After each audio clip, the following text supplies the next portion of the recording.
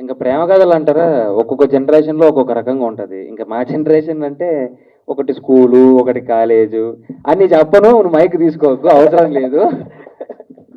Already హౌస్లో చెప్పాను, హౌస్లో చెప్పినందుకే పెద్ద హౌస్లో ప్రాబ్లం వచ్చింది. అన్ని ఉండవు. సో లవ్ స్టోరీస్ జనరేషన్ తేడా ఉంటుందన్న. నువ్వు ఏ జనరేషన్ చెప్పు. 2020 నేను ఓపెనింగ్ చెప్తున్నా, ఈ బ్రదర్ ని నేను స్కూల్కి వెళ్ళేటప్పుడు సీరియల్లో చూసేవాడు. ఏంది? సారీ కాలేజీ ఏజ్ వచ్చేస్తుంది. ఒకసారి వాణి నన్ను పక్కన నించోబెడితే ఎవరి ఏజ్ కరెక్ట్ ఏదో చెప్తారు. కొంచెం తిని బుద్ధి అయ్యానులే కానీ. కొంచెం తిని పొద్దయ్యావా? సార్ మాట్లాడు. అదే.